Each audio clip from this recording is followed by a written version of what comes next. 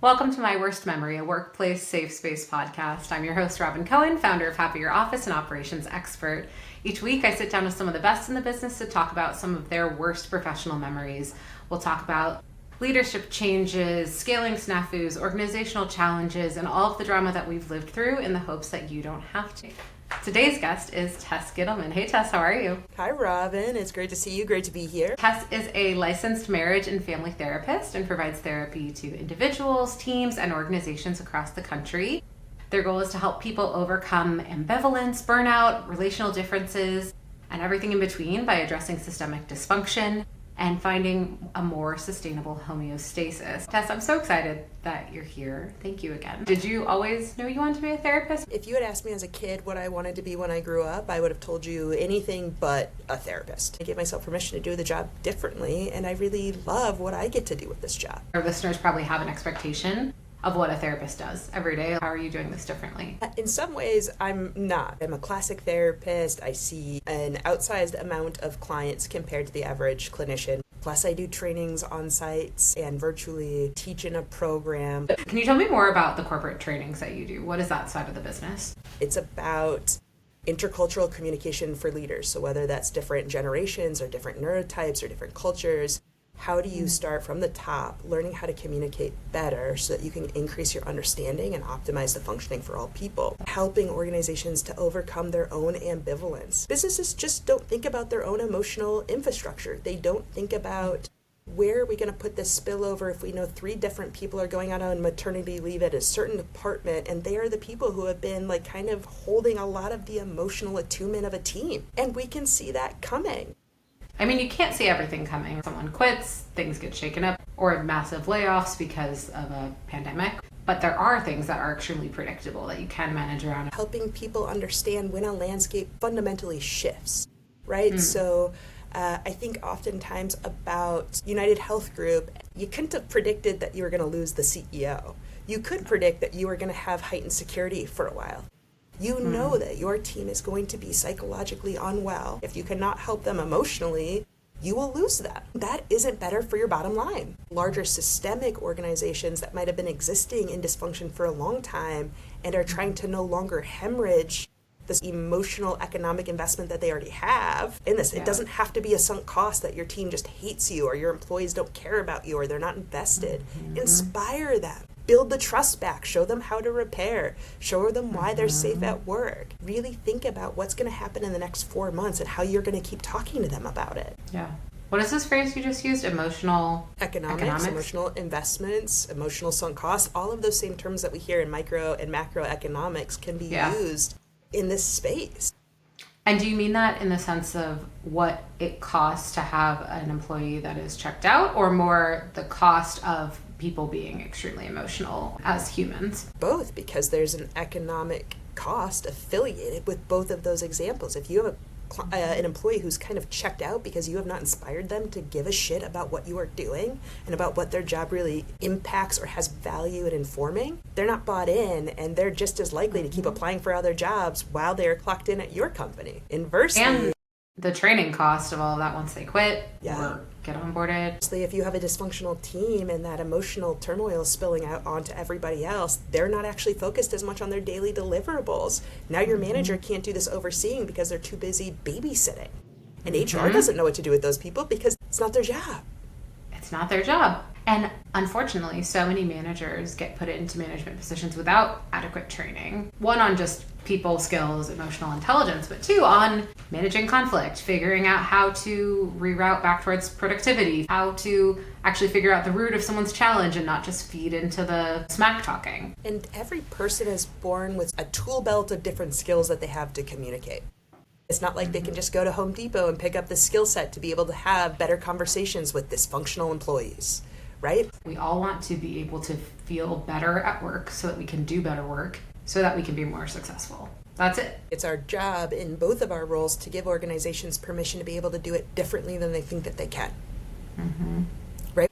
I don't want to teach you how to try to outrun problems. I want to teach you how to manage, address, and repair from problems that are actually not avoidable. Anytime you have more than one person in the room, there's potential for conflict. You want healthy conflict to a certain extent because that's how you get out of this homogenous school of thought where everyone's a yes man. You have to push each other a little bit, but there are ways to do so respectfully, and there's ways to repair when it's not done so respectfully. The rupture isn't the problem. It's the fact that we don't know how to come back together and move on that keeps us stuck in these old problems and old conflicts. For example, in any team meeting, there are always at least 3 right answers to the problem, bar none. There's the right thing by marketing's definition of success. There's the right thing by maybe finance's definition of success. Then there's the right answer for the organization as a whole, and all of those might be different right answers. Nobody's inherently wrong. And if we aren't able to talk about why each answer might be more right or not quite as right, depending, then what we're doing is we're invalidating, we're discouraging people from contributing to the conversation. So then all of these people end up leaving these meetings feeling like the organization doesn't care, that their job is meaningless, and they're losing the momentum that they could be having where they could actually be inspired towards a shared goal. You will always have different perspectives, multiple ways to approach a problem, but do you have enough trust built up in your system that you can have those conversations, have that healthy debate without ticking a lot of people off in the process? Yeah, and even changing how we describe the goals as an organization. Like, so often it's based in superlatives, which are like the linguistic embodiment of supremacy. We have to be the most. We have to be the best, right? Yeah. It has to be the greatest. Well, we're in a time in the world in which we cannot always do better. We don't have the language for how to set goals as an organization anymore.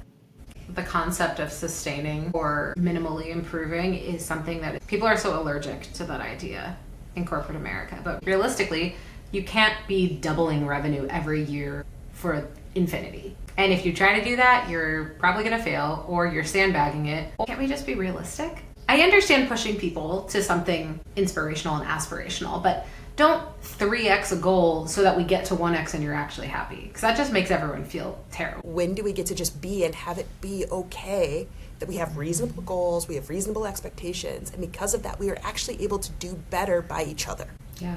So when you think about those phrases like an audacious goal, that just makes you want to vomit. Do you have any jargon that's come up over your trainings in corporate America that you just can't stand? I will not let people say work-life balance around me. That is misleading.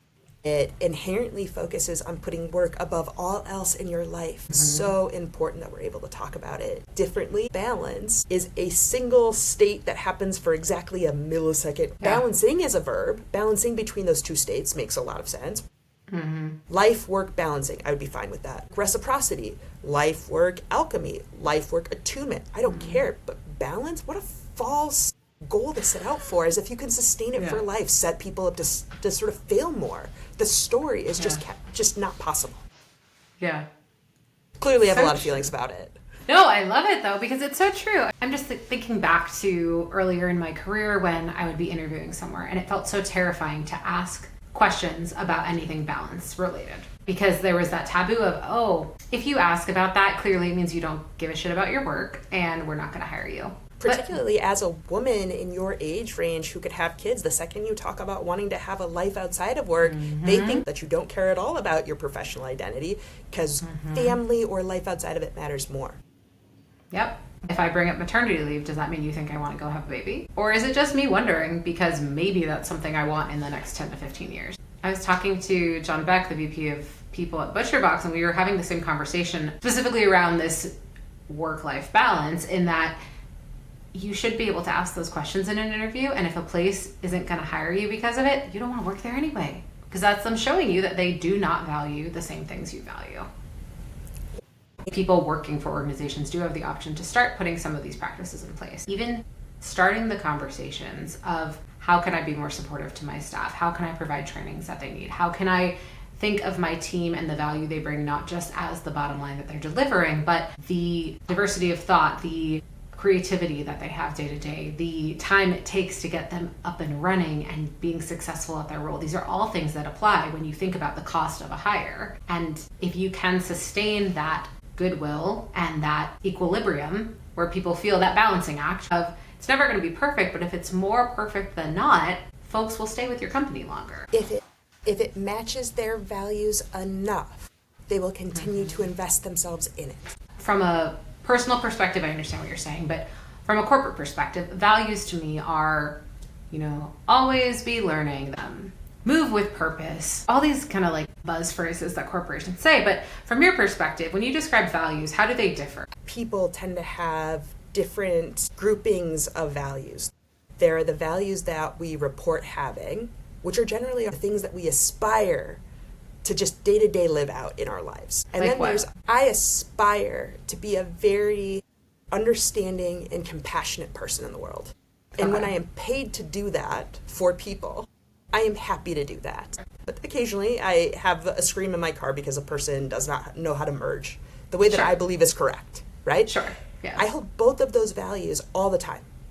One that just came to mind is the value of the customer is always right. You hear that traditionally in any service industry. But what if you work in a call center and the customer is always right, but one of your values is also to have self-awareness and confidence in your choices? And you know that you did what you were supposed to do and what was right, but the customer is still being a thorn in your side about it. Is the customer right or are you right? And how do you balance the two? And that's probably going to feel a lot of friction in your day-to-day. Yep. And that ambivalence, that uncertainty of what it means to do the right thing, to take care of ourselves enough, to protect ourselves enough, actually creates more burnout because we are constantly negotiating and renegotiating these micro values conflicts to the point where we get home and we can't make a decision about what we're going to have for dinner. We feel shame and we can't even be honest about it. What a setup to fail every time. So in these situations where folks feel like their hands are tied when it comes to working somewhere that is in misalignment with your values, what can people do in lieu of quitting their jobs to stay sane? I like to help people come up with some guiding principles or decisions that we can make that don't need to be renegotiated in the absence of a variable changing, right? So it's softball season for a lot of parents right now. They might decide that I never stay late on a game night, assuming that I can leave. There might be a new variable that changes, like a team member has a heart attack and now you have to stay in order to get this thing pushed out. There's a new input, so we get to have a new output. But in the absence of something changing, like being put on a PIP, having a team member pass, having something else come up, we don't renegotiate that it is actually more important to go to our kid's softball game. We've already made that decision. So you're taking out the every week wondering, oh, am I going to make it? Am I going to get there or not? And you just say, no, you're doing it. Go. And you start accumulating enough guiding principles that you start having a little less friction and you stop renegotiating decisions that you know in your body, in your heart, to be more integrative for you, to be more actualizing for you, that help you live out your life according to the values that you not only had when you started this job, but the values that your organization said it was okay to have when they hired you. Well, so I think that is a really key distinction. Making sure that the things that you are not just asking for, but telling, are things that your organization is also on the same page about it. It has to be realistic. Going to your kid's softball game, very realistic. Should you leave at noon every day? I don't know. Are you going to sign back online at night? That's something you negotiate with your employer, but being able to have those conversations. And if you didn't have those conversations, it doesn't mean you can't now, but you might have to be okay with the answer being no. Shifting gears a little bit, I have to ask, what is your worst professional memory? Pretty early into my career, I was put in a position with clients where I didn't know some of them had relationships to each other. I had this particular day where, I'd go from this 3 o'clock to this 4 o'clock, and they're both women. One's polyamorous and has a boyfriend. One's monogamous and has a husband. I went into my 3 o'clock waiting to meet with her, and her boyfriend won't get on screen. It's like, okay, he won't come on screen. This wasn't our plan. Let's just call it and we'll regroup next time. Yeah. And then I logged on to the appointment afterwards, and it started to occur to me that there were a lot of things about the boyfriend that sounded a lot like the husband of this monogamous woman. No. It was the monogamous husband. Oh, wow. Okay. In this polyamorous relationship outside of the marriage, and I couldn't tell anybody. Where do you put that? Let me just count this. So you have a call with a client. The client's boyfriend won't come on the phone. You don't know anything about them beyond their name and what they've told you about them over time. You then get on your next directly after call, which seems just like a strange coincidence, and find out that the husband of your client is the boyfriend of your other client. If I had never had them back to back, and if I had never had this boyfriend just not show up, I would have never put it together. And that particular day, because of the same first name, because of the age of the kid, because of some other contextual factors, I could just do the math, and I started to put it together. Is this in session you're figuring this out? In session, in real time, I am figuring this out. God. And the worst part is, do? I realize I have to break up with one of them. And I can't tell whichever one I keep what the truth is. So I have to go into this session with the just from client. HIPAA compliance, you can't say anything, right? From an ethical standpoint, I can't disclose about one client to another, especially in the absence of a release. I am not either couple's therapist. There's no reason for them to ever find out. And it is one of those things where you leave work and there is no right answer. I feel icky hiding a secret from a wife who deserves to know better.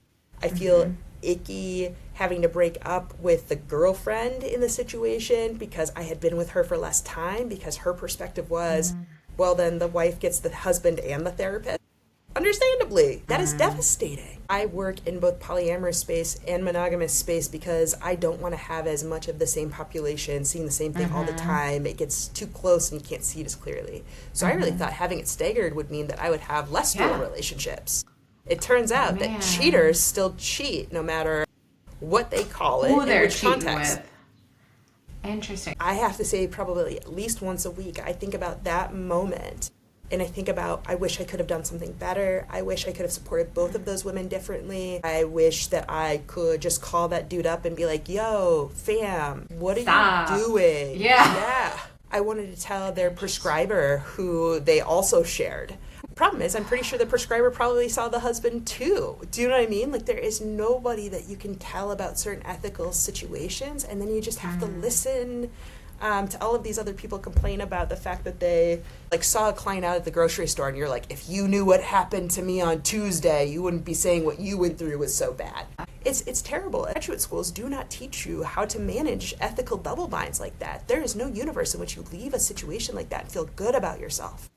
Well, so what do you do in that situation? Because ethically, you were very much on one page, and professionally or judicially, you have to be on another. And you just have to live with that in your body for the rest of time? I removed myself from one of the situations at least. I talked with my therapist and a couple of different people in a consult group about the best ways that I could manage the ethics, what my ethical obligations were to, and how to sort of live my values out to the best of my ability. I processed a lot of my own values conflicts about it in my own therapy, but to date it might still pop up and really bother me. And the thing that I have to do is remember that acceptance is different than radical acceptance. We talk about acceptance as if it's going to be this thing that you deal with at one time. But it's not like it stays in acceptance. Something makes me think about it again, and I have to re-accept it. The practice of radical acceptance is also recognizing the radical grief. I could never, ever, ever do right by both of those people in that moment. It is not reasonable to think I could have ever done right by both of those people in that moment. There was no way for me to know that in advance. Well, it's also not your fault that they are cheating. You didn't cause the rift.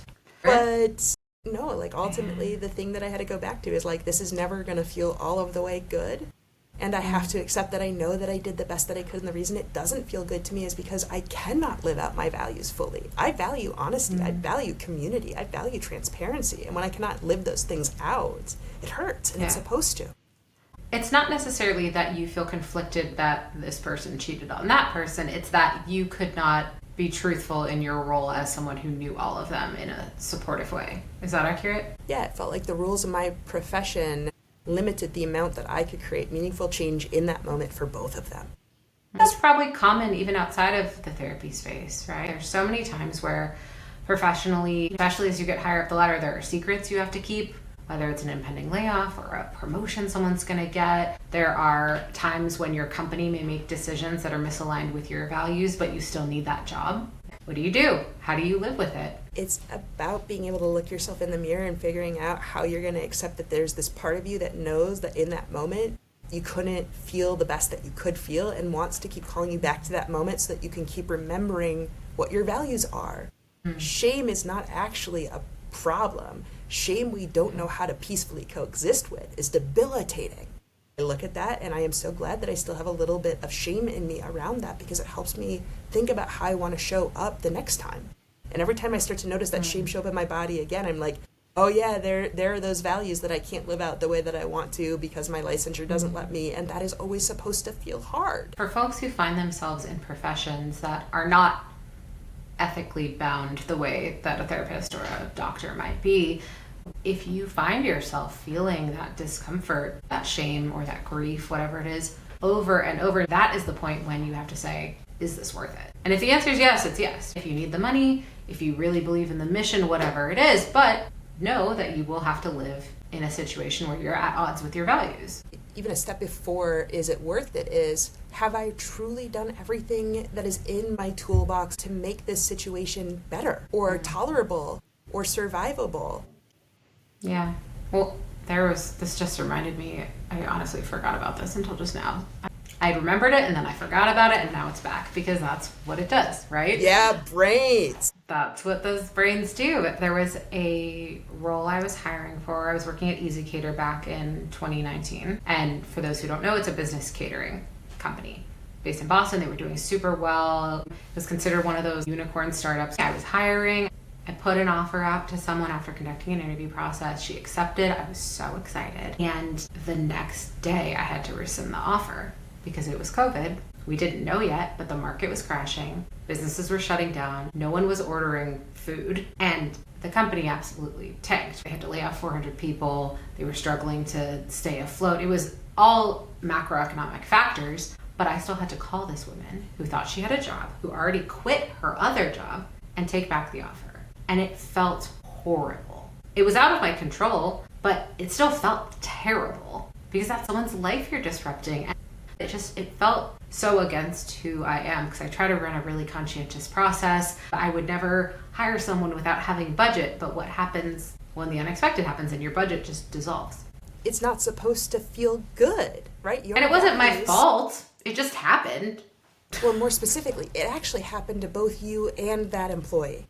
Mm-hmm. Something outside of either of your control put you in a position to have to disappoint her in this thing that you had just excited her about, and it felt like a bait and switch, and you don't value doing that to people or misleading people or giving them false hope, and you didn't mean to do that. That isn't actually what you set out to do. Literally overnight the factors changed. Did I try to help get her a new job? Sure, but those were all things I was trying to do to get back in alignment with my values of helping people, of being supportive. So I think even when you have the best of intentions, things will still happen that will put you at odds with your values within the workplace. How do you know when to pull the plug? Because that event that happened with you and your clients happens once, it's awful, it stays with you forever.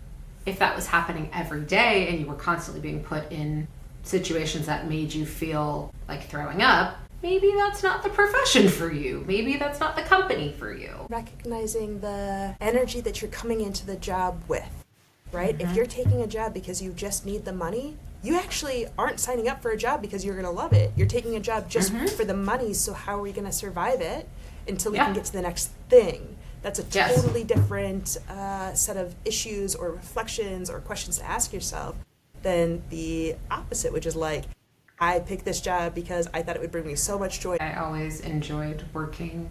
When I was still in house, it was for companies that were still early-ish stage, say 40-ish, 50-ish people, and then they scale up, and then it's around 150, 200 people, whatever it is. There's different inflection points that happen in corporate culture. I always enjoyed working for companies that were still early-ish stage, say 40-ish, 50-ish people, and then they scale up, and then it's around 150, 200 people. It gets to the point where I say, okay, this is not the same company anymore. And they didn't do anything wrong. There was nothing bad, but the values changed. The priorities changed. My values maybe shifted a little bit. And I think that's why you find folks who are really great at an early stage, but are not good late stage, or are really good in huge corporate America, but would absolutely hate working in a startup. So it's more about finding that balance of what you want and what makes you feel most like yourself. It's about the practice of continuing to stay balanced. It's about balancing over the lifespan, because the thing that works for you when you enter the workforce at 22 is not actually supposed to be the same thing that works for you at 32 or 42 or 62. If that organization is not staying responsive, is not growing up with you, is not adapting with the times. Or if they've just changed direction and it's not what you signed up for, that's okay. It's a little bit like a marriage. If you are different people than you were when you got married, you have to keep picking each other. Just because you've already spent 10 years at that organization or in that role or with that person does not mean that the next 10 years are going to be what it has been. Neurodivergence refers to a brain that just functions atypically. So when you look at the standard human brain, most of them think and respond in certain ways. The stats recently are about 20% of folks are thought to be neurodivergent. So you may know these people as people who have ADHD, OCD, autism, dyslexia. There are a whole variety of neurodivergent qualities, I guess, would you say, or diagnoses? I might say archetype, like the idea of a person who fits under that label. Yeah.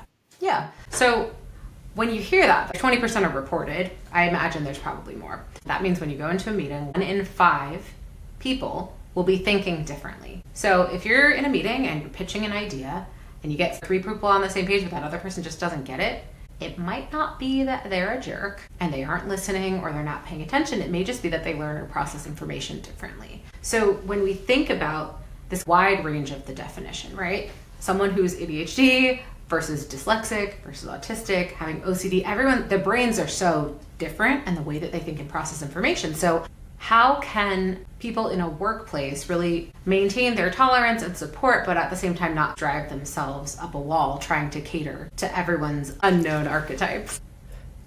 That's a hard thing to answer, not because it's not a fair and reasonable question, but it's because what you can ask of each of the different neurotypes is a little bit different. Somebody with a traumatic brain injury, so they maybe got in a car accident, maybe they had a stroke even, where their neurology really changed. Those people don't necessarily know what they need yet because they just found out, like they're figuring it out too. Yeah. Or even somebody with ADHD who the thing that works for them on Monday is not going to be the thing that works for them Monday, Tuesday, Wednesday, Thursday, Friday. It's always going to be changing.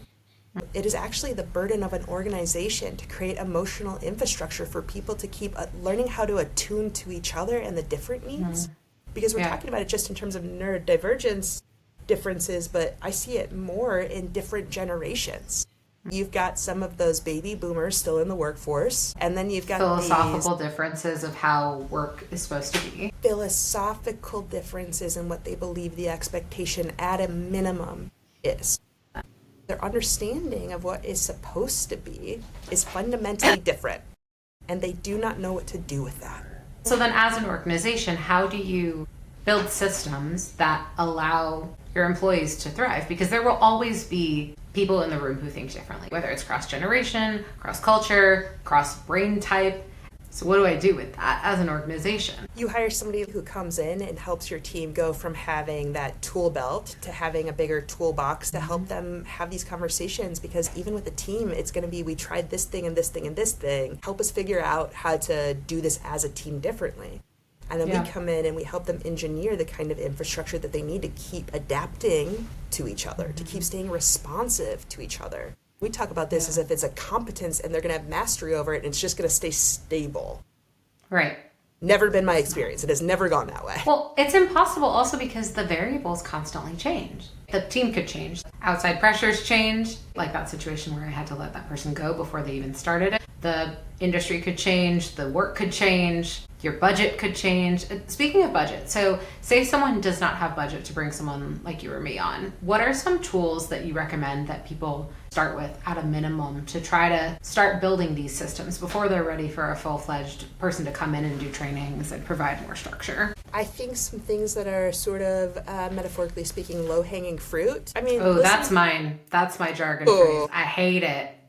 I think it's creepy. Really?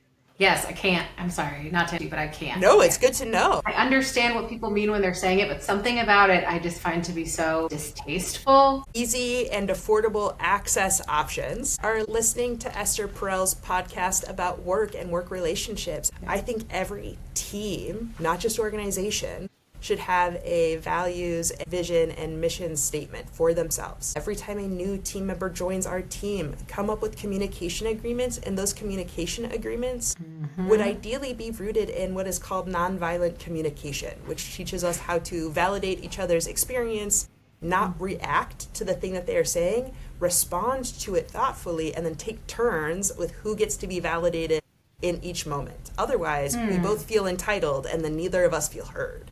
We have to take turns. Interesting. I create working agreements for a lot of teams that I work with, and it's a similar construct, but I don't restrict as to like who can be validated when. It's more around how are we communicating? What are we communicating? What are our values? What are the expectations for communication? But it's interesting to take it one step further. Nonviolent communication to me is just table stakes. It feels like it shouldn't have to be said, but maybe it does. And yet here we are in the world. Yes, where nobody feels are. safe to have conversations with their coworkers. I worked for a company that was really lovely when it came to interpersonal, culture, but it was when Radical Candor came out. Do you know that book? Yep. I have so many thoughts about it, but they forced everyone to read this book. And the premise was that we are going to be a radically candid organization now.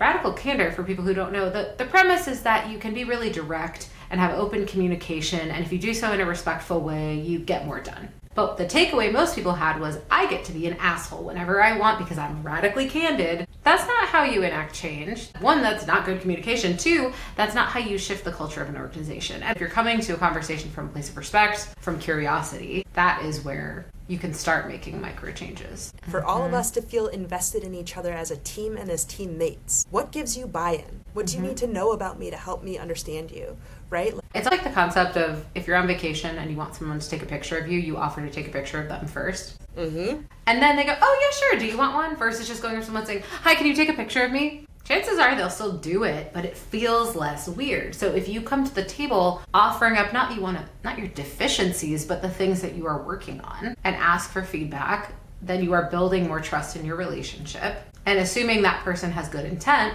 they will do the same thing back. And if they don't have good intent, now you know where the skeletons are buried that you're going to still have to manage peacefully coexisting with. This whole model assumes that there's trust. And in some organizations, that isn't there.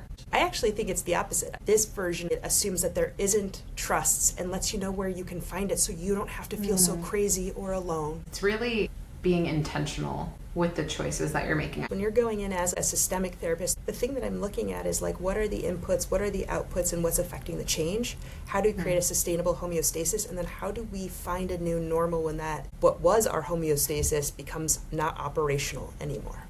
And the thing that we often see is that the symptom bearer is actually not the dysfunctional one. That symptom bearer is taking on the dysfunction of the larger system. Most employees feel crazy because they work for organizations that are not in sync. Going back to the theme of this episode, it's not in alignment with their values. They're trying to fit themselves into a place that maybe is not where they're meant to be. You need a job and you need to be healthy or else you can't work. And when you have a job that makes you unwell, you are constantly having to pick the lesser of two evil options rather than pick the thing that is right for you. And when you change it to focus on making the system suck the least amount it has to suck for you, it's way more empowering. You're not a victim. You are picking the devil you can live with. And every day that might be a little bit different, and every day you are learning to manage it better. But you are focused on what you have control over. And that is so much better than feeling like you're trying to give your hope up or your beliefs up to the system you don't actually believe in. It's true. It's taking control of what you can and letting go of the stuff you can't. And it might still bother you. And it might still be challenging, but you are in control of your destiny. You're never going to find the perfect balance point, like you said. It's always during as your life changes and as all the internal and external forces change. As long as you are bringing that pendulation into a more sustainable range, you are killing it in this game. When I think about our listeners, they've made it this far in the podcast. They're interested in this topic. They find value in it, but they're working somewhere that maybe doesn't have it. Can you share this episode? Can you share a study that has a little bit more data if you're trying to convince someone who's a little more data-centric? Can you just slowly start implementing practices and see what changes? Every day is a data point. Fuck around and find out what works better for you. I mean, there is a reason why the U.S. Olympic gymnastics team was named that, right? Like, all about practice and trying things and seeing what will happen. Tess, thank you so much. This has been a great conversation. You have such a unique perspective, and it's nice that our work is so complementary to one another, so we can hang out and talk about fun things like this together. So thank you again for your time. Thank you for having me and for doing the good work and the ways that people can access it. Likewise. I like to close out each episode with a classic business cliche. As always, our door is always open. We'll see you next time on My Worst Memory, a workplace safe space.